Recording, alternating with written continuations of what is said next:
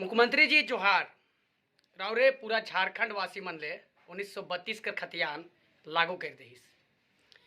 जे मामला पूरा जब से 1973 राउर मनकर जब पार्टी बन रहे से समय से चलत है और से समय से 1932 कर खतियान लागू करे कर मुद्दा बनाए के रावरे मन कितना बार चुनाव में आली और कितना बार चुनाव जितली रावरे मन है, लेकिन 1932 कर खतियान कभी लागू नहीं कर ले।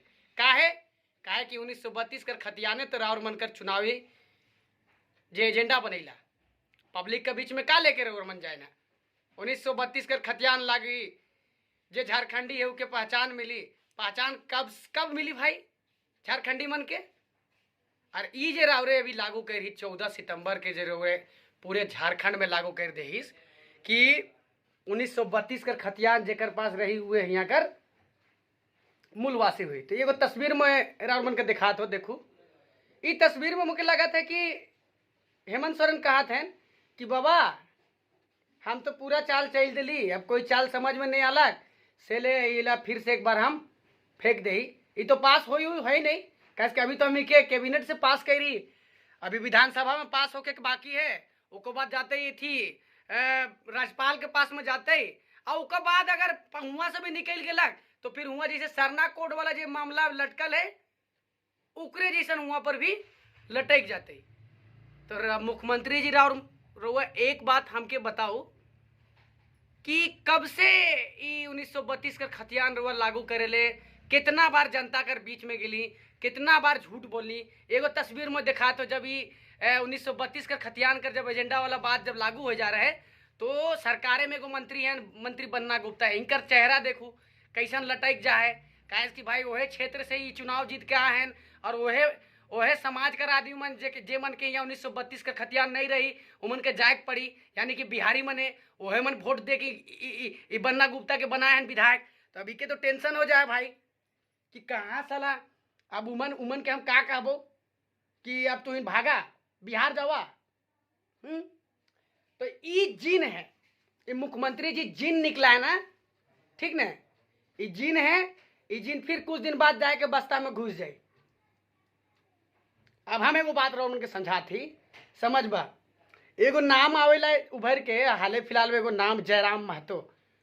ये आदमी पूरा एकदम गोटे झारखंड में घूमला कर कहला कि नहीं एकदम 1932 का खतियान लागू करक पड़ी और हो भी गेलक कैबिनेट से मजदूरी।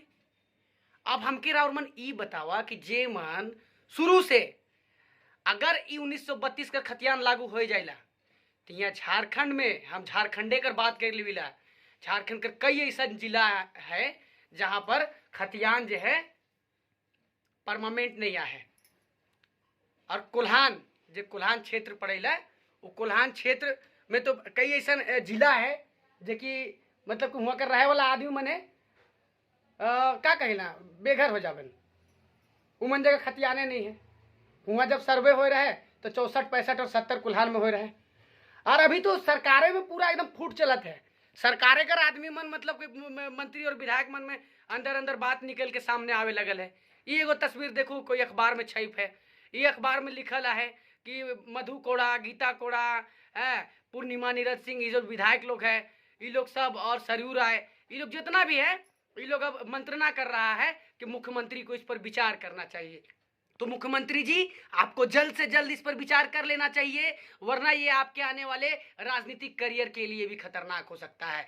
जो समझ के आपने इसको लागू किया है वो कभी भी पूरा नहीं होने वाला है। और ये पूरी राज्य की जनता को पता है कि आप ये इस जिन को एक बार फिर से आप बस्ते के अंदर डाल लेंगे जब आपका चुनाव निकल जाएगा। जब आप फंसते हैं तो आप इसी तरह के एजेंडे लेके सामने आते हैं। मैं आप लोगों को बताता हूं कि सरकार के पास में कोई ऐसा पॉइंट ऑफ व्यू नहीं था कि सरकार अपने आप को बचा पाए, क्योंकि हाल के दिनों में आपने देखा होगा कि सरकार में कई ऐसे विधायक हैं जिनके पास से लाखों रुपए मिले।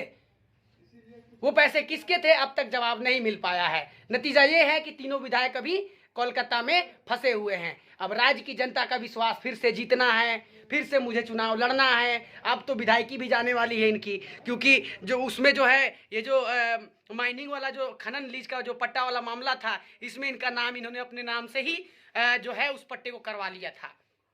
तो उसमें इनका नाम अब घसीट कर सामने आ गया है।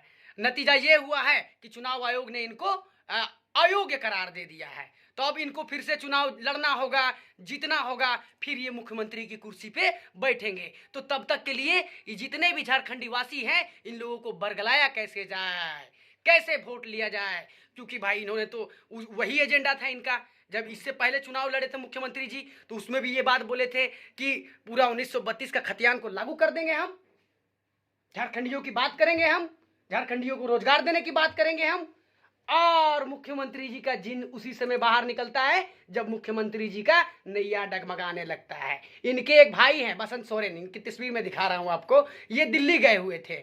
इनकी सरकार पूरी घिरी हुई है, भाई घिरे हुए हैं, सरकार गिरने के मुहाने पे है। और पत्रकारों ने इनसे पूछा कि आप दिल्ली क्या करने गए थे, तो इन्होंने कहा कि मैं चड्डी खरीदने गया था। तो क्या मुख्यमंत्री के भाई दिल्ली से चड्डी खरीद के पहनते हैं? झारखंड में चड्डी का जो है कंपनी नहीं है, या फिर यहाँ पर चड्डी बिकता नहीं है? तो मुझे लगता है कि पैसे कुछ ज्यादा हो गए हैं, उस पैसे को खर्च करने के लिए भी जगह चाहिए। तो मुख्यमंत्री के भाई जो है अपने बयानों में ही फंस गए दोस्तों। तो फैसला आप लोगों को करना है कि भाई भाई और भाईचारा जो बना हुआ है इतने दिनों से बिहारी और झारखंडियों का, ये चंद कुछ नेताओं के वजह से आप अपने सौहार्द को कभी ना बिगाड़े। और रही बात 1932 खतियान की, तो ये एक पॉलिटिकल स्लोगन है जिसे कि शुरू से ही जब 1973 में शिबू सोरेन और रास बिहारी ने जो पार्टी बनाया था, पार्टी में ये स्लोगन दिया गया था कि 1932 का खतियान लागू होगा, झारखंडियों के विकास की बात होगी।